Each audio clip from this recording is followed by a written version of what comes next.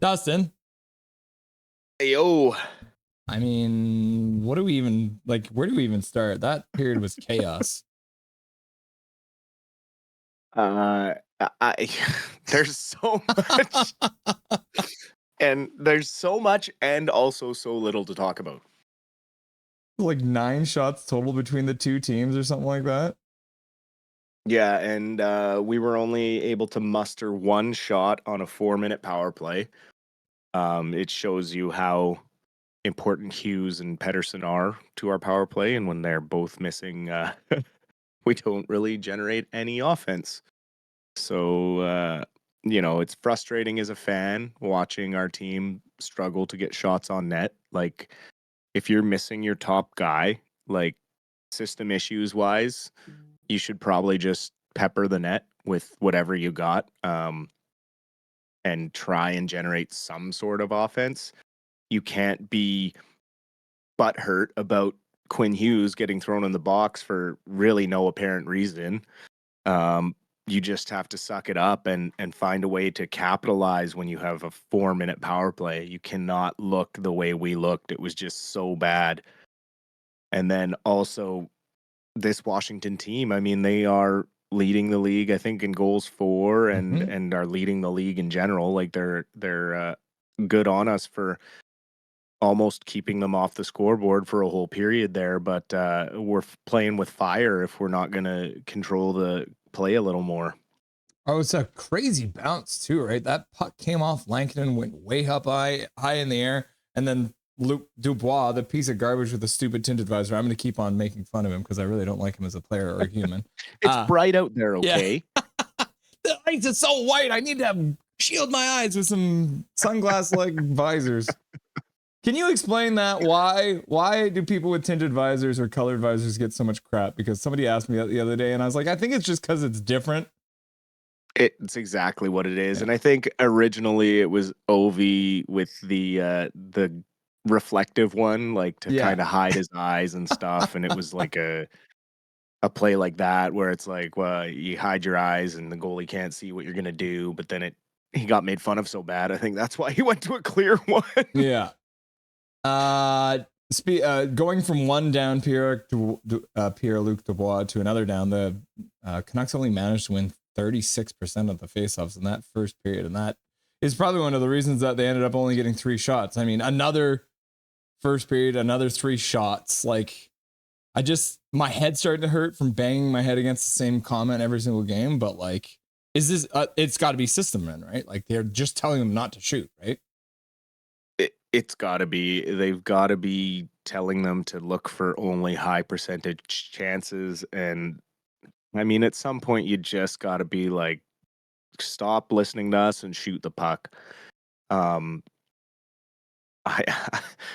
I don't know how they expect to get any better or generate more chances when they just hold on to the puck for dear life. And I get that it's a possession game, but I mean, it's just to the point now where it's frustrating to even watch as a fan, who watches the entire league, and seeing how little we try to generate offense off the rush, and also just our flat out refusal to shoot the puck or to, even just try and shoot it wide, like get a bounce. We can't even get a bounce because we don't shoot the puck.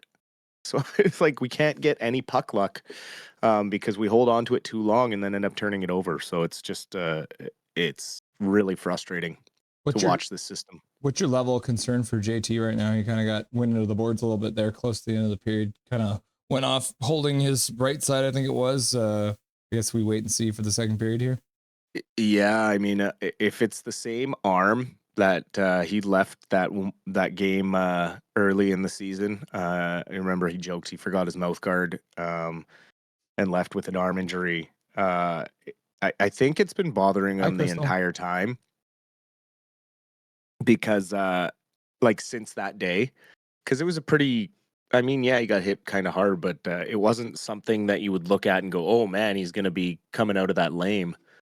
So it looks like maybe that nagging injury has been re-aggravated worse. Yeah, that's kind of what I was thinking too. and hope. I mean, God, we're just starting to get some reinforcements back, and it's like this season just feels like that the C word. Crap. No, the other C Oh, word. okay. Cursed. Oh, cursed. There you go. Canucks Yeah. did manage 9 hits in the period, so I'd say that's probably one of the few ups I can pull out of that. Yeah, were they all Sherwood or what? Probably, yeah. Because it felt like he was the only guy throwing his body around really out there. Okay, let's move on because we got a little bit of good news here. Looks like Hronek has been assigned to the Abbotsford Canucks for a conditioning stint. So what does that look Yes. like for him down there in Abbotsford? I mean, that means that he's healthy enough to play. So he's going to go down, likely get a practice in with the team tomorrow. Would probably play Friday and maybe Saturday this weekend in Abbotsford. Um, I mean, I would expect him to. That's the whole point of going down and doing the conditioning stint. And from what I recall, when Demko was starting to come back, I believe conditioning stints are at the request of the player, or like the player can say whether he needs it or not. So, I mean, I guess it will depend on Hronek on how much he needs to trust the surgery that he got on the lower body, or to get his wind back and feel like he's NHL ready. But I would expect him to, at the very latest, be ready when we return from this road trip to get back into the lineup, and that's great news. Well, it does feel a little ahead of schedule because I think the original timeline had it as kind of like an 8-week thing. So that would have brought us to pretty much the end of this month. But it kind of looks like that, like you said, might be the end of this. So it might be maybe a week before what we originally saw, or maybe he ends up just doing the conditioning stint down in Abbotsford and then coming back up to the club, not necessarily getting playing time right away. But who knows what it'll look like over the next couple weeks. Yeah, well, yeah, exactly. We don't know what it's going to look like, but the overall, it's just it's good news. So help is on the way on the blue line, which we know this team desperately needs. So we got a little bit of news. I'd say it's probably bad news. The Young Stars. We got an announcement on the. So what is the new thing the Canucks are going to be doing next September? Can you tell the viewers about it? So yeah, I wouldn't necessarily say bad news. I think it's more just unfortunate news. I think it's so prior to training camps, the Canucks had in the past hosted a Young Stars tournament in Penticton where they would invite some of the Canadian teams or some of the West Coast teams to send their young prospects up for a little pre-training camp tournament. Unfortunately, this year it sounds like they were having a hard time getting teams to commit to it. So this year they're going to do just a kind of a home and home with the Kraken with their prospects this season or this summer. Um, it makes sense to me kind of why the other teams don't really want to commit anymore. You know, it's a financial commitment for young prospects who may or may not even continue to be with your organization. So it's a bit of an investment there. You run the risk of injuries and things before training camp gets started and that sort of stuff. So there are probably a lot of ins and outs of why teams don't want to come to this tournament anymore. And you know, it's unfortunate. It was a cool way to start the training camp and the back to work type of thing. And to hold it in a place like Penticton, it was good to get some smaller town eyes and the Okanagan eyes on the Canucks and stuff, and for team exposure. But yeah, it's an unfortunate thing, but it looks like we'll still get a chance to see our prospects in action. Just the young guys in at least 2 games before the main camp gets going this year. Yeah, I mean, the aspect that I kind of like about it is obviously Seattle should be theoretically the I-5 rival, right? Like this should be the main geological rival for the Canucks now, and that really hasn't happened because obviously Seattle has not been really great, and there's a little bit of hate, like they hate Tyler Myers, and we're sad they have Jared McCann. But even to start building that kind of a rivalry at that young level, maybe get some of these players that get familiar with each other, end up making the team, end up hating each other, could add a little bit of abrasiveness to this rivalry that really hasn't gotten started yet? Or do you think it's going to end up taking a playoff series between Vancouver and Seattle to really get things kicked off? It might take a playoff series, but we play division rivals 3 to 5 times a season. I think it changes every year now, but obviously the more we play them, the more it's going to have an effect on the rivalry. Just because our fans are able to travel down across the border and get into the away arena, and likewise their fans are able to come up here if they want to and try and drown out our guys. So that's what starts to build the rivalry is as the fan rivalry builds, the on ice rivalry will follow. And of course, I mean, if we do end up in a playoff series against them, that will absolutely skyrocket the rivalry for sure. Yeah, we won't tell the Seattle fans about the parking lot in Abbotsford just to really mess with them. So, schedule wise, we're coming up to the middle of the season here for the Vancouver Canucks. I will be doing an updated stat sheet. I don't know if you were on that stream where I had all the ice times and shift lengths and all that kind of stuff. So I'll be working on that. That'll be coming up for the next stream. But one thing that did come out was obviously the list of the schedules moving forward. So I'm going to put it on the screen for the viewers, and you'll see this. The Vancouver Canucks are number 1, and we'd love to see the Canucks at 1, but unfortunately it's number 1 because they have the hardest schedule in the entire NHL for the second half. They play Vegas 3 times, Washington twice with one of those games a day, Winnipeg 3 times, Minnesota another 2 times, the Kings 2 times. We got the Leafs twice. Is this a good thing for the Canucks? Is this a bad thing for Canucks? Or is it just there's too much chaos this year, so we're expecting there not to be really any big differences for us? Well, I mean, we're not surprised. We knew it was coming because the entire schedule gets put out, and we did have a softer schedule to start the year. So we knew the tough stuff was coming, but when we were through the soft schedule, we were all talking about how, it's a good thing we have all our issues now and our kinks now, and by the time we get to January, everything will be fine.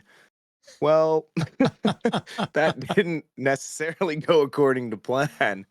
But there are 2 positives. We're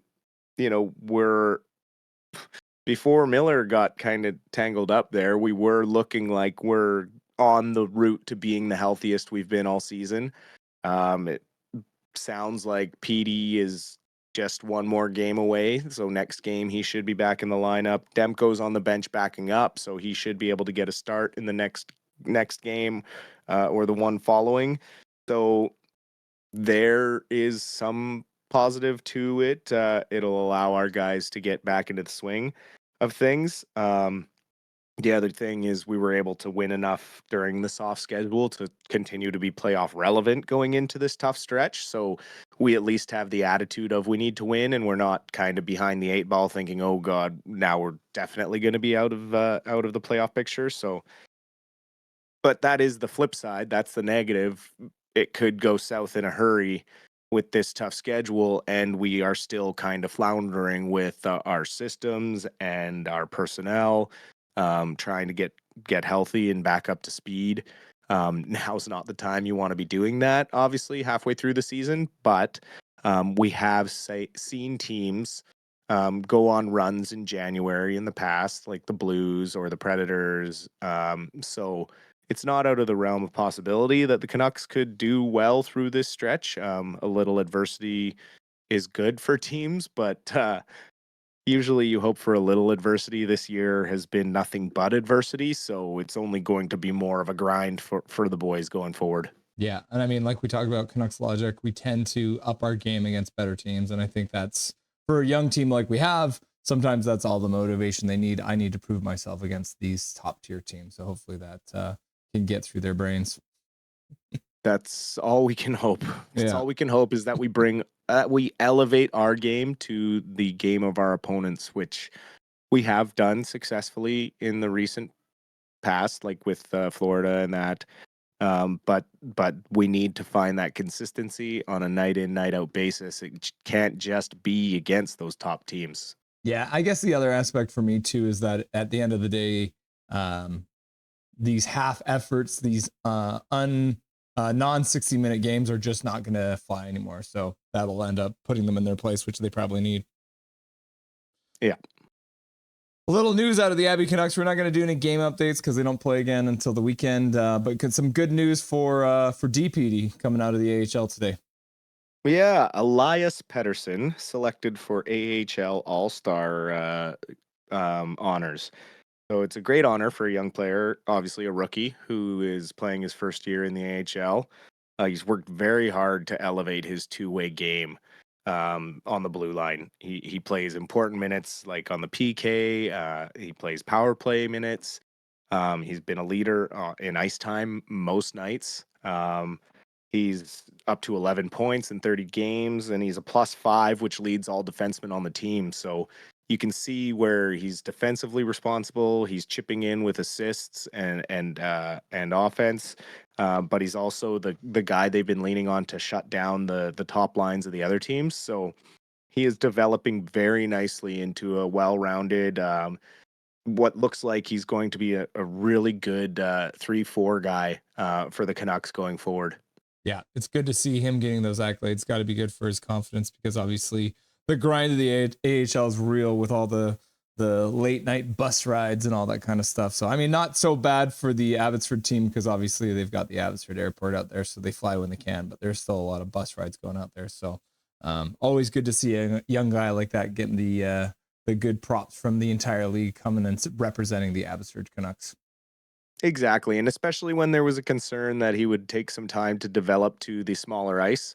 Yeah. But for all intents and purposes, he has shown no signs of that hindering his play or his development, and he's done all the things that Malhotra and the team have asked him to do down there. And barring any major injuries up here, we could be seeing him towards the playoffs or definitely making a push next camp to make this team. Yeah, maybe we can just ask Hronek to bring him up with him when he comes back from his conditioning stint. There you go. Awesome, Dustin. Thanks for joining the Rusty and Dusty Sideshow, and we'll chat again during the post game. Of course, we'll talk to you then. Hopefully we can come out swinging here in the second and even this up. Nothing is perfect.